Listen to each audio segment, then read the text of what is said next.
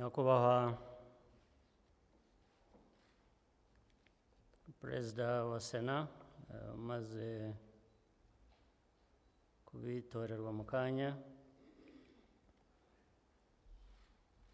banyacyubahiro bandi mu nzego nkuru z'igihugu cyacu, umuyobozi w'inteko ishinga amategeko, umutwe w'abadepite, Chief Justice, Minisitiri w'Intebe,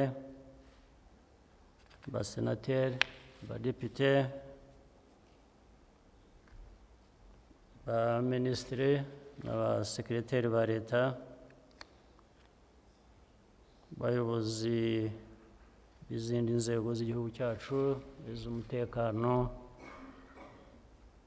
n'abandi bayobozi bose muri hano, mbanje kubasuhuza no kubashimira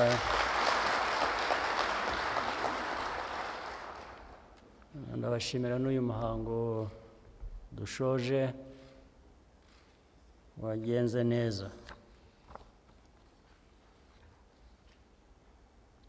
Nagira ngo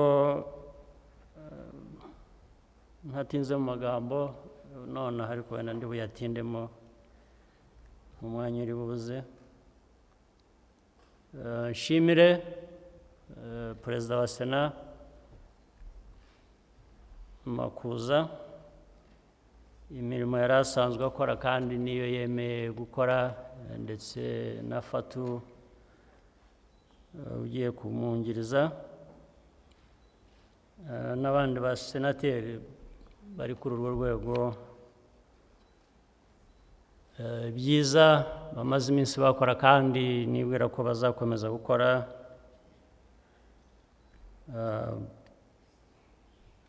mu rwego rw'igihugu cyacu kugira ngo gishobore gutera imbere kandi gihore gitera imbere.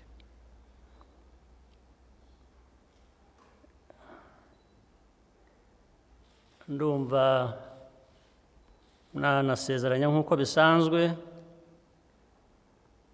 ko tuzaharanira ko inzego zose z'igihugu cyacu zuzuzanya, bityo imbaraga zose zigashyirwa hamwe kugira ngo igihugu cyacu abe ari cyo cyunguka kurusha umuntu umwe cyangwa urwego rumwe, ariko bikaba igihugu cyose, ari cyo kintu cya ngombwa.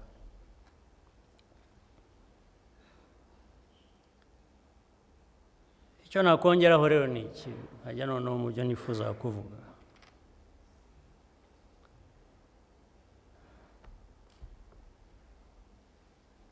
Icyo tubereye hano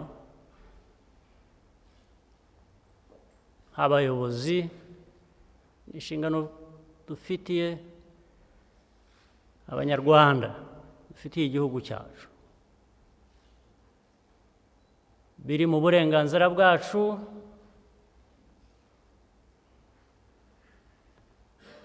biri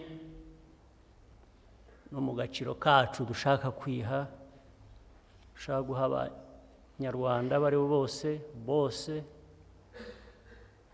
ndetse tukabikora no mu izina ry'abo turi bo, abanyafurika, kuko ntabwo u Rwanda ari ikirwa gihagaze ukwacyo cyonyine. Ni u Rwanda ruri hagati y'ibindi bihugu kandi dufitanye isano mu buryo butandukanye. Umunsi nk'uyu rero dutoye nka perezida wa senate, njye numva biba byibutsa uburemere n'inshingano biri mu buyobozi umuyobozi aba afite kandi abakwiriye kubahiriza mu nyungu rusange kurusha inyungu ze bwite. Ibyo ndi buvuge rero ntabwo ndi buvuge ibintu bisanzwe. Iyo uvuze abayobozi ukavuga umuyobozi, ibintu bisanzwe kandi abantu basanzwe, ordinary people, bari ordinary nyine, batarenga aho ngaho, basanzwe gusa batarengaho. Ikintu cya mbere bumva iyo uvuze ubuyobozi, bumva ikuzo, bakumva privileges, inyungu ze zimureba nk'umuyobozi, bageze akajya mu bintu bisanzwe, akibagirwa aho ava n'aho ajya, akibagirwa ikimushyize muri uwo mwanya. Ikimushyize muri uwo mwanya ari ugukorera inyungu ku buryo budasubirwaho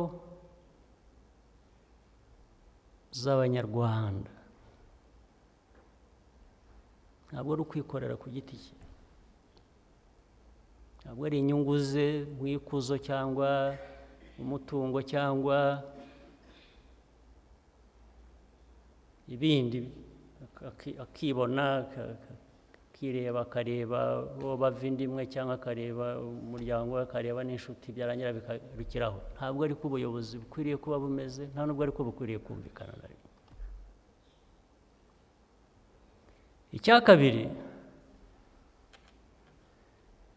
igihugu, abantu nk'u Rwanda, ntabwo nirwa mvuga abandi nabo niko bimeze, ariko ntabwo iby'abandi bindeba, ntarareba vuga n'iby'u Rwanda.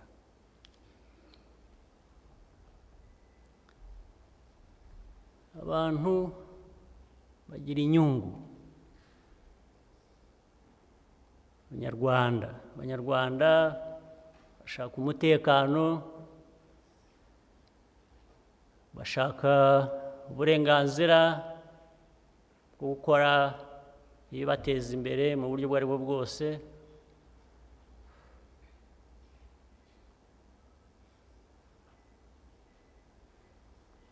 Bashaka agaciro, dignity. Buri wese uko turiho twese, buri gihugu, buri bantu, buri nation,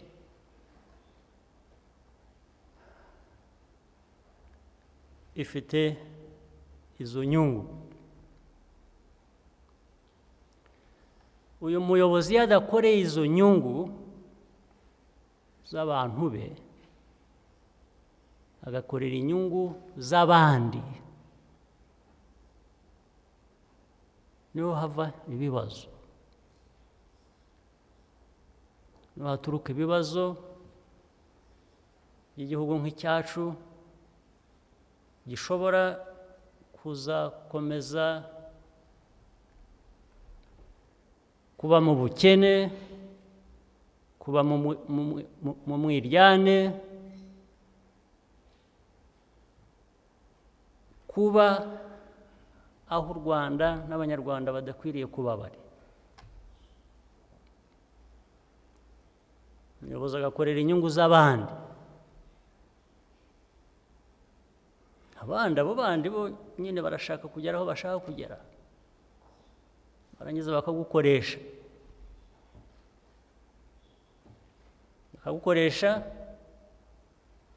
bakakugezaho ibyo wibwira biri mu nyungu zawe bwite,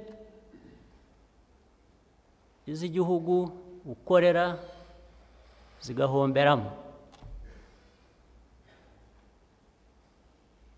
ntizubahirizwe.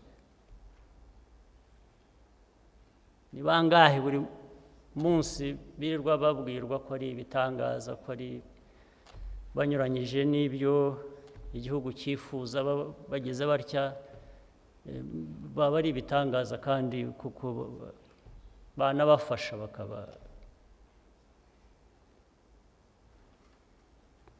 bakabageza ku byo bifuza. bakabogeza bakagukirigita nawe ugaseka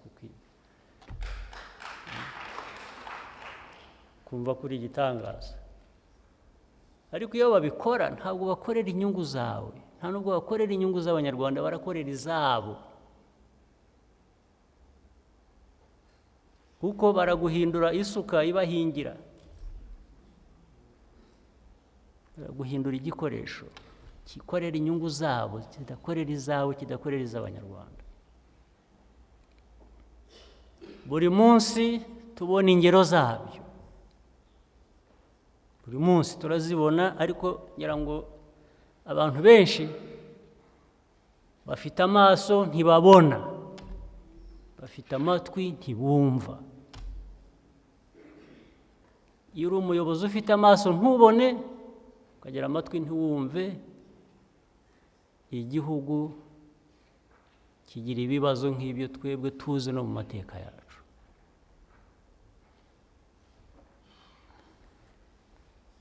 Ingero ni nyinshi zibitwibutsa buri munsi ko mwebwe Abanyarwanda, ushubije amaso inyuma gato ukareba aho tuvuye, ukareba aho tugeze, ukareba aho tukifuza kuba turi, aho dukwiriye kuba tugana nako,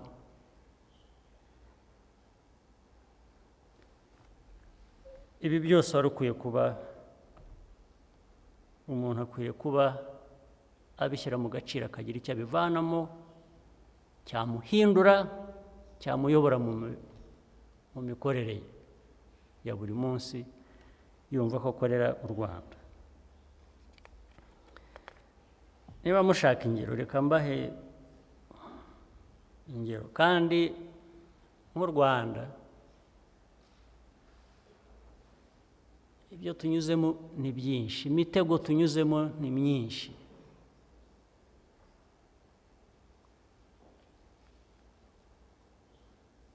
Nta nubwo birarangira, usimbuka umutego umwe, utegura umutego umwe, ugasanga undi imbere. Iyo uri umuyobozi rero usanzwe gusa, usanzwe uvuga bitareba kure, usanzwe ureba inyungu zawe, ureba, ugwa muri uwo mutego ukawugushamo n'igihugu. Ariko kubera inyungu z'igihugu, kubera ko zikwiriye kuba ziturenze twese, ntabwo wakwemera kugwa muri uwo mutego, ntabwo wakwemera gukoreshwa muri uwo mutego. Ejo bundi kambaho ingero, nari ndiho nsoma ibintu mubona ku buryo busanzwe. Muzi ikintu cya documentary kimaze iminsi cyakozwe na BBC, British Broadcasting Corporation.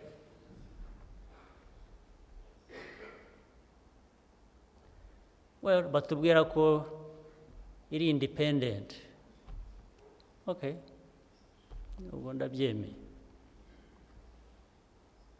ariko ibyayo simbizi. Iyo documentary, iyo ubonye abantu bateguwe bayirimo bavuga u Rwanda, guhera ku wa mbere kugeza ku wa nyuma, abo bantu murabazi, sinirwa mvuga amazina, murabazi, nta nubwo amwe nkiyibuka, nta nubwo nkwiye kuba nyibuka. Ariko kubona institution nk'iriya yitwa ngo ikorera ku isi hose kandi ikorera ahantu ubundi bakwiye kuba bumva agaciro k'abantu, bagahitamo gukorera u Rwanda ibinyuranye n'ibyo batubwira ubundi bahagarariye babereyeho, igahitamo u Rwanda, igahitamo abayobozi b'u Rwanda gusebya gusa ku buryo igera n'aho ihakana ko reka genocide, kandi ubwabo bavuze banakurikiye kuva yaba kugeza uyu munsi aho batubwira ibindi bitandukanye, gusebya ikagera n'aho igera ku Abanyarwanda ikabagira ubusa. U Rwanda noneho bikava no ku muyobozi w'u Rwanda, bikava no bikagira u Rwanda Abanyarwanda ubusa, ubuzima bwabo bukaba ubusa.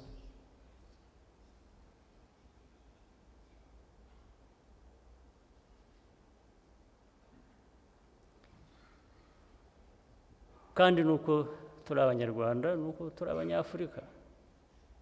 Ntabwo BBC ishobora gufata documentary nk'iriya isa n'iriya ku bandi, ishobora kubikora ku byabaye muri za Bosnia n'ahandi, ishobora kubikora ngo ifate Holocaust iyihinduriye ivuge ko isponsoring iyo document imeze oya, ntishobora. Ariko ku Rwanda, ku Banyafurika irabikora, irabikora. Niko ibikora, niko yabikoze ejo bundi.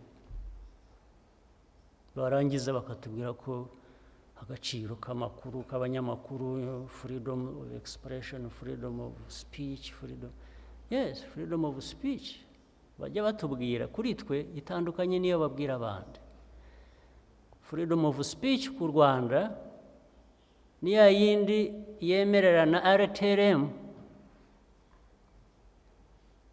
yahamagariraga abantu gukora genocide, ikayikora kubera ko bafite uburenganzira bwo kubikora. Abantu bahamagarira abantu kwica bafite uburenganzira bwo kubikora. RTRM murayizi, buriya yarabikoze kubera ko freedom of speech. RTRM ifite freedom of yari ifite freedom of expression, freedom of speech, kwicisha abantu, kubwira abantu ngo nimumanuke, nimufate imihoro muteme, mwica abantu bafite amajosi maremare muyateme. That was the freedom of speech. Niyo bigeze hano ku Rwanda, niyo mpamvu BBC ishobora kuvuga ni freedom of speech. Bafashe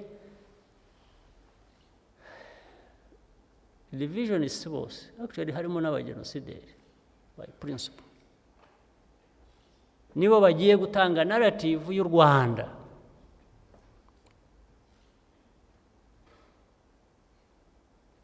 Niba ugiye kuvuga u Rwanda, ukuri ku Rwanda, ko abapfuye atari aba, ahubwo abapfuye abenshi ni aba. Genocide ntabwo ariyo, genocide ntabwo yakorewe abavugwa, nayo yavuze BBC ubwo yavuze bikiba binaba, yabihinduye ikoresheje abo yatoranije kubihindura.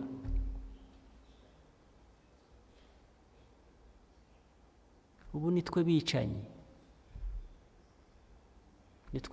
ntabwo abagenosideri ari abicanyi.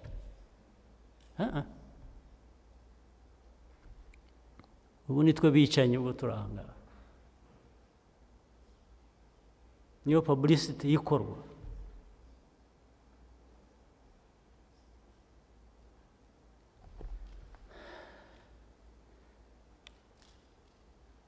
abantu bose bari discredited for very obvious reasons kuri story y'u Rwanda, kuri the true narrative y'u Rwanda. They are the ones who have been selected and put there to tell the story that should be believed about all of us.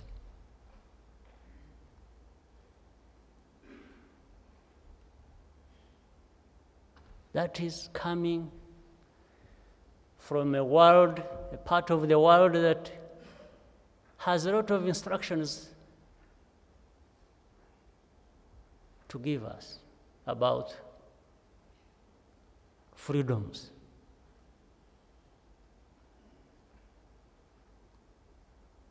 This is cynicism of the highest order.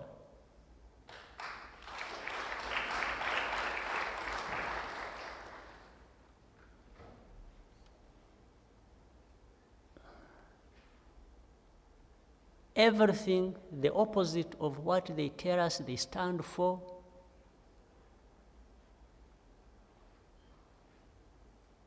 is what they have done against us. And it is not the first time. We see it every day, every week, every month, in all kinds of forms.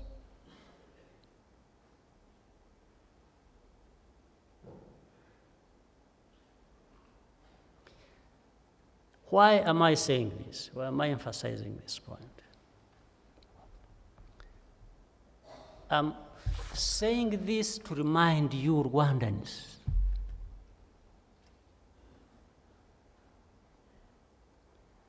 that nobody owes you a thing. You are on your own, you should own it.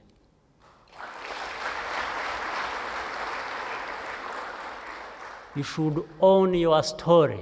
You should own everything about you. You should shape it the way you want, the way you deserve. Don't wait for these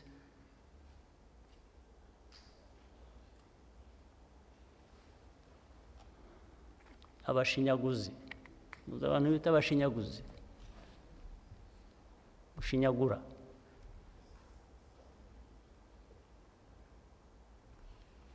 And I'm bringing it in the context of the responsibilities of leaders. You leaders, including the President of the Senate today, sworn in. If you don't understand this about the world we live in, so that in our small world, this Rwanda, we are able to put things in context and manage our affairs and ourselves and our country the way they should. This is what I was talking about, that we shouldn't be just ordinary people who fight over chicken and potatoes and this. No. It's something much bigger. This is about our lives, about our dignity.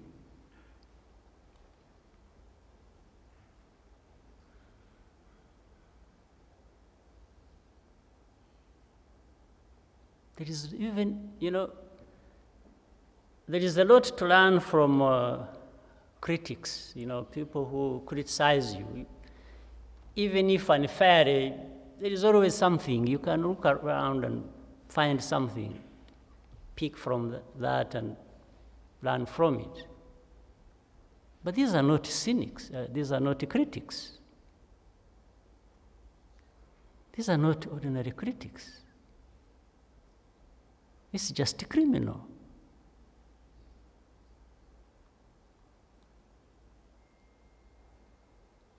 It's just to destroy everything you have been building.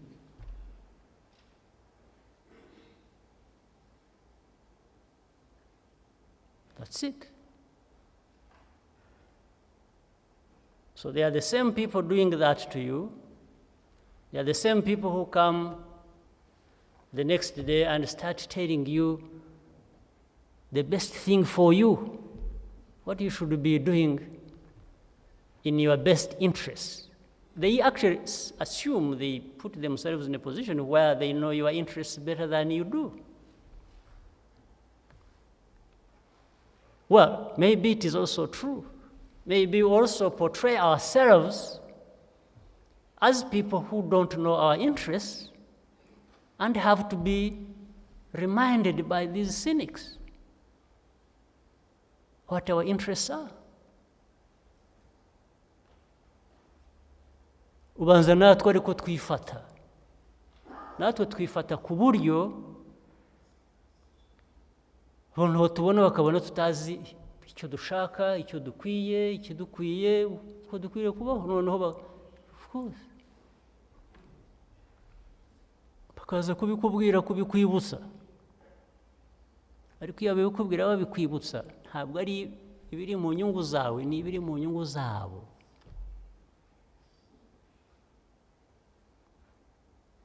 Iyo bafata abantu badafite ishingiro na busa, iyo bafata abantu badafite ishingiro na busa mu banyarwanda, na busa,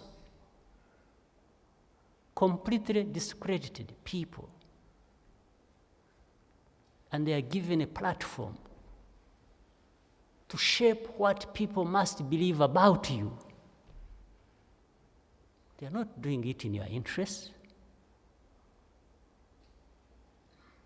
They are doing it in their own interests, but I don't know what interests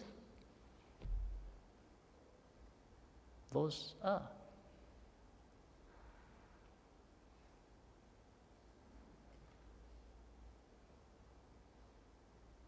So, niba mwebwe abanyarwanda, mwebwe abayobozi, mutumva ko abantu ntabwo bakwiriye kubabona ngo babasangemo ko mutazi icyo mushaka, ikibabereye, kiri mu nyungu zanyu, ko bagomba kubakoresha mu nyungu zabo, then ni ukuvuga ngo ibyo tuvuga buri munsi by'aho dutwara igihugu cyacu turabeshya. Icyaha cya mbere mu buyobozi ni ikinyoma, ni ukubeshya, ukabeshya n'abo uyobora, ukabeshya abo uyobora mu nyungu zawe.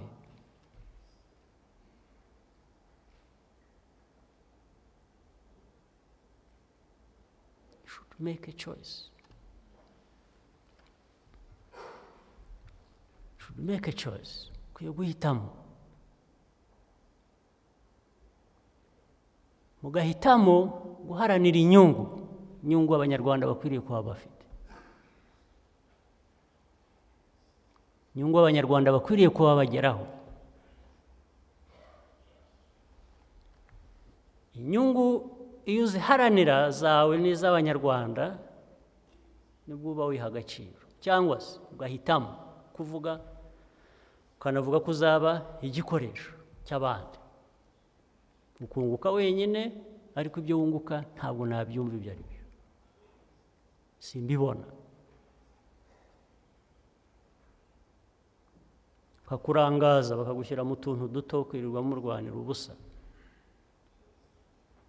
Abantu bakirirwa barwanira ibyo batanafite, aho kugira ngo noneho bareme n'umutungo basangira bikabateza imbere, bakarwanira duke bafite, tukabashiraho bagasigara ubusa, bagasigara baryana, bakarya duke bari bafite batatubuye, twashira bakaryana.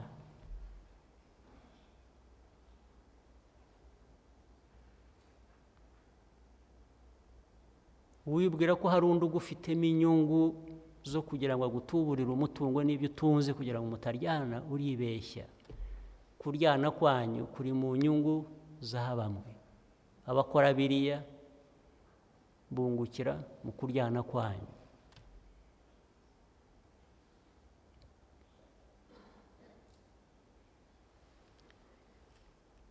Ariko rero waba yibeshya ngo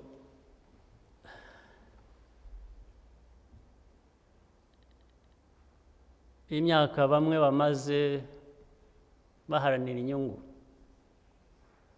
zabo z'igihugu, waba yibeshya ngo hari aho byagiye, harimo n'ababaye hano, baribeshya nyine.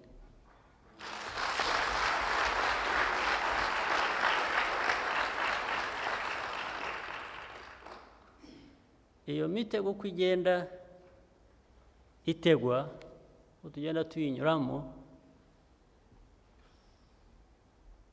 we get stronger, not weaker.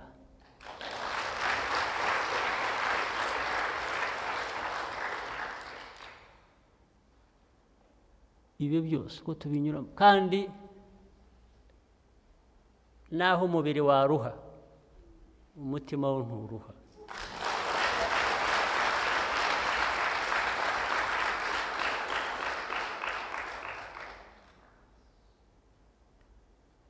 Biriya ibitutsi abantu, ibitutsi uburyo bwa mbere bwo kubishobora ni ukubisuzugura.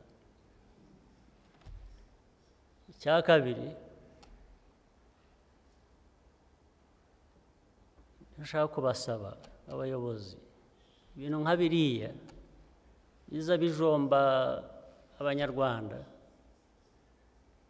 bijye bidutera imbaraga ahubwo kongera umuvuduko twagenderagaho kurusha.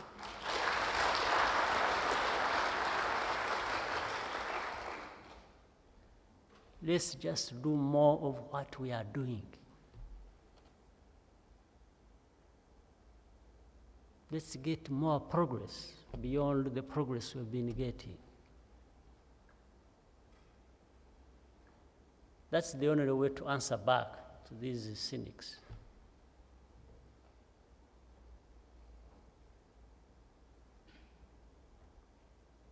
But I tell you, every day I read those things, I feel stronger than ever before.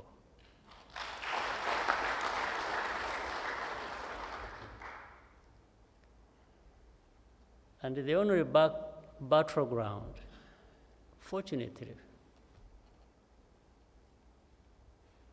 for us, is here, this Rwanda.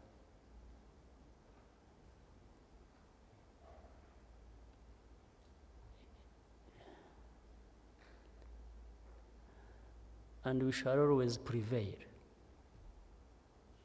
on this Rwandan battleground.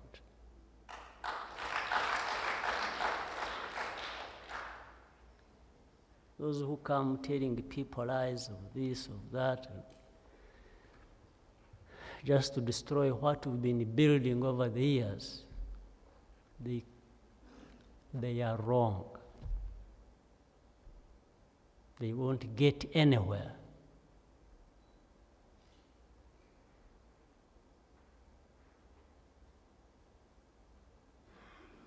And every day we feel stronger, we feel more energized and happier to engage them on this battleground every single day.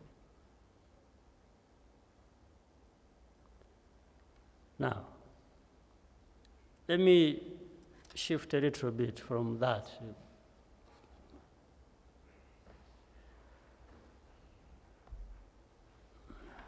Murebe ku isi yose uko hameze ubu ngubu. Let's leave the Rwandan battleground a little bit. Let's look elsewhere. Let's see what is happening all over the world.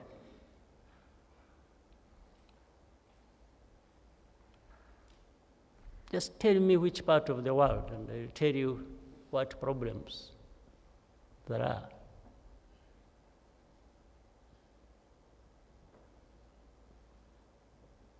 The world almost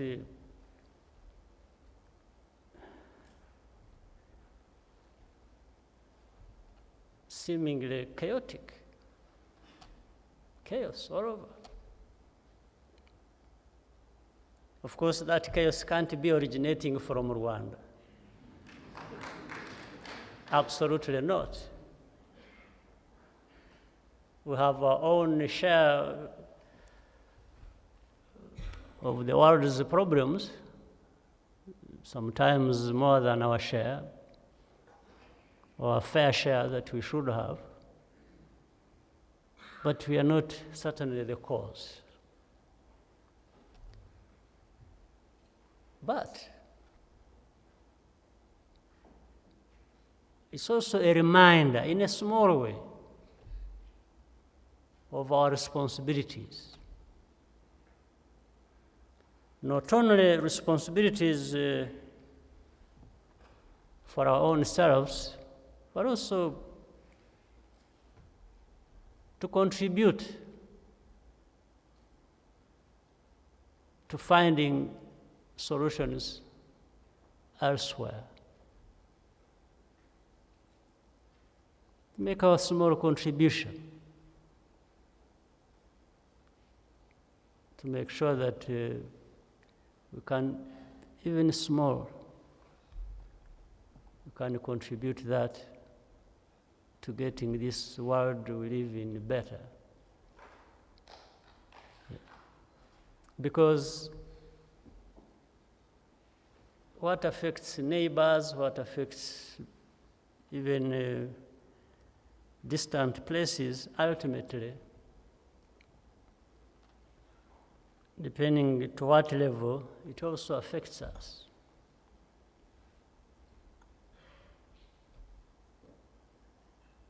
It affects us. So we can consolidate, strengthen ourselves, make progress. But that also reminds us of how interdependent and interconnected the world is. A small thing happening here affects somebody so far away. A small thing happening so far away comes back to affect us. So we are part of whatever is happening, wherever that is happening. Now, look at the situation in West Africa, Ebola. The Ebola that is ravaging the economies of West Africa and threatening other places. We can't assume that that is not affecting us directly or won't affect us. Therefore, we can't say we are not going to be part of it in terms of finding, or in a small way, contributing to normalizing the situation, which the whole world, fortunately, is, however, people are saying slow and so on, but are trying to find a way out of that. We need to strengthen our systems here in Rwanda, prepare for any eventuality relating to that problem. We need to start from home. But after doing that, we need to figure out how do we join the rest of the world to be helpful in making sure that this problem is brought to an end. So all of this reminds us of our responsibilities, but you cannot assume responsibilities for situations in other places without building these capacities at home, so that if anything happens at home, you are able to deal with it. If it hasn't happened, then you are able to prevent it. But whichever is the case, you need to be thinking of going beyond that and giving support within your means to deal with that problem that is happening elsewhere. So I want to remind our Minister of Health people and all of us, really, local government and everybody, that we really need to activate our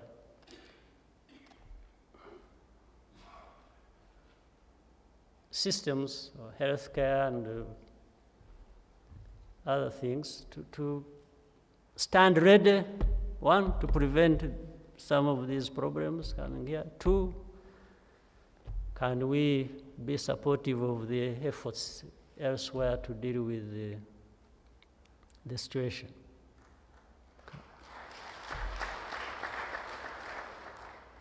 So the healthcare workers we have here in their tens of thousands, these Rwandans need to be mobilized, and everybody needs to be part of that mobilization and part of it, so that this thing that has almost become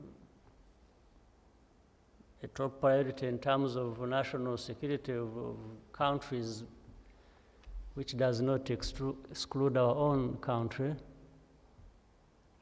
this problem doesn't overwhelm us. Or if we can prevent it, we do. If we can, when it comes, we manage it properly.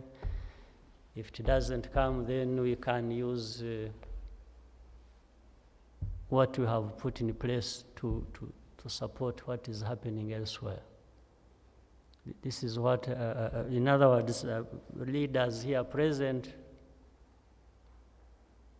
I'm just reminding us all that there are always going to be challenges we should be prepared for, and I think Rwandans, given where we are coming from, given where we are and where we want to be, I think we have where we lack in terms of material capacity, at least we compensate that with the capacity to understand and to think properly and act properly to deal with any challenge. I think we have reached that point, so we should not waste it. So security, national security interests, fighting terrorism, fighting diseases like Ebola, and continuing to invest in food security, in good governance, in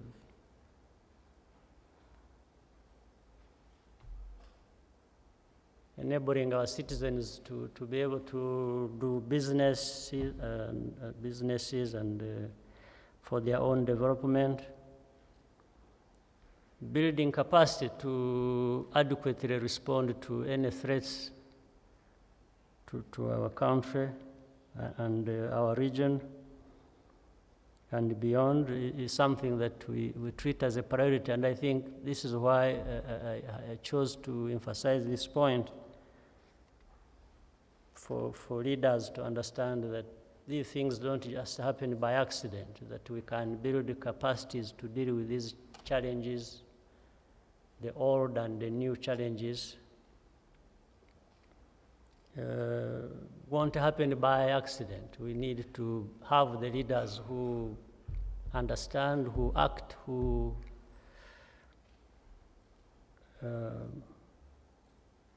see things for what they are,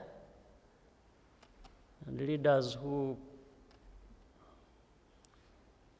when they are insulted and abused and misrepresented,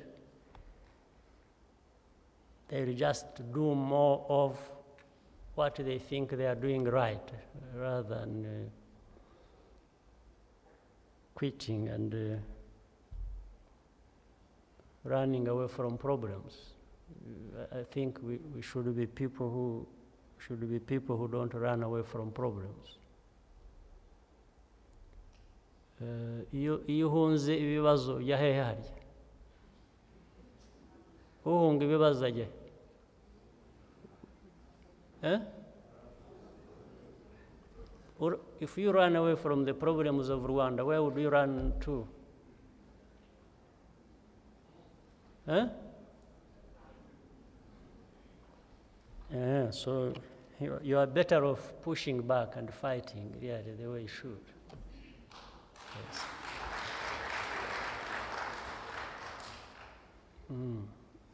Naho abiteguye guhunga bamwe of course ibyo muzajya mubona ni ikuzo ryo ku maradiyo nka BBC, ariko mugatahira ibyo. I don't think there is anything else they can do for you, especially niyo bavuga u Rwanda, ukajya hanze ukaba igikoresho cyo gusenya u Rwanda mu magambo, ariko u Rwanda ntabwo ruriho mu magambo.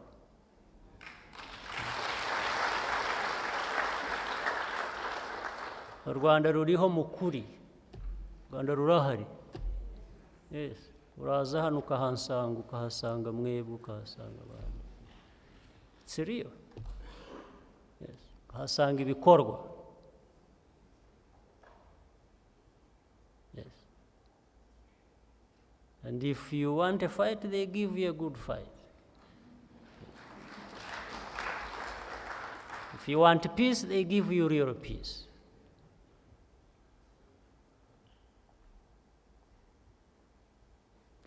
This is niko mbyumva. Naho ibyo tuvuyemo mu myaka 3 ishize, where almost, there was terrorism done here, throwing grenades, killing our people, and it was for the first time aho nabonye terrorism almost being internationally supported. I've never heard of it anywhere else. Yes, you remember grenades thrown here and killing our children, and n'ubu turafite usibye abapfuye n'ibimuga by'izo grenades, ariko the next day the rest of the world would instead be blaming us for all kinds of other things. And really it's like saying, this one you are getting, you are inviting it yourself. Inviting a grenade to kill my children, to kill... How? This is what I was calling the highest level of cynicism. And of course, beyond that, then the world starts praising and giving a platform to those who actually were behind it. These people in the documentary of BBC are people who were behind those grenades. So they are given... I have never understood how I would wish to see on BBC some of these extremists all of us are trying to fight being given a platform. I think they should give ISIS. You have heard ikintu bita ISIS? Murakibona muracyumva buri munsi. Some monster that has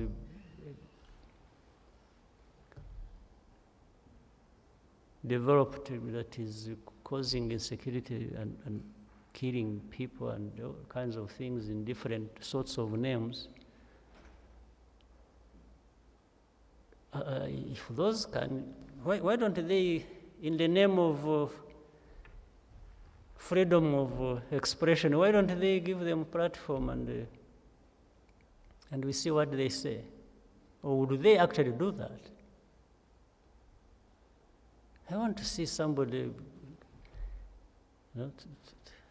on one hand you do these things to Rwanda, to me, and then on the other, no, these extremists deserve to be eliminated, and which I agree with. I agree with that. But why, how do you start being selective about these extremists? You know the case of FDLR, Murabiz. This FDLR problem that has been there for the last 20 years. 20 years. You think it is by accident? Do you think it is by accident? Then the other day, something also emerged called M23. The whole world was not only descending on it to kill it, but they even wanted to kill us for it. Something they are more associated with than ourselves. We paid a very high price for this bloody thing which we had, which was the creation of other people other than ourselves. Then after that, when we all cooperated in dealing with the situation, and they had told us they would deal with it and deal with FDLR and deal with. Then when all that was done, when it came to FDLR, they started saying, yeah, but you see, these people are very young. They are not really the old ones who, So they started saying things we could not understand. N'uyu munsi, even today. So on one hand, people are there promoting extremism that have killed people. These people, if they are associated with people who killed our 1 million people, and it is like, you see, they are not old, they are young. They are among them, they are young ones, so let's see what we can do about them. Really. And then when it comes to the threats that are similar, directed at them, everybody must cooperate. What is this? Do you understand this, you leaders? No, but at least whether you understand it or not, I want us to be reminded by that we really need to be serious about our own business. Yes. Let's be serious about our own business. Our own business of stability, of prosperity, of making sure that every Rwandan has and feels they have security. They are able to freely go about their business. This is our main business. You can't outsource it. You can't have anybody do it for you. Please, forget about that. Forget about thinking anybody else will come and do it for you. Abantu bashinyagura ntabwo bazabigukorera. They will just kill you. These people who praise the extremists or people associated with genocide here and twist it and turn it into something else, they cannot do anything good for you. They cannot. So again, you should understand that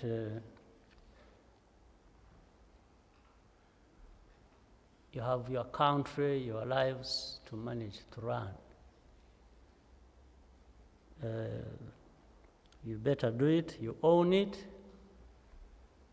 because after all, in most cases, you are here on your own. So if you are on your own, you'd better stand up to these challenges. Otherwise, people will come support you in the morning, in the evening they destroy what they have supported you to build. For whatever reasons I have never understood. Yes, I thought I needed to take a bit of your time on this. And from here, this was a moment for me to speak out, to say something, but now from here I think it is time to go and do real things.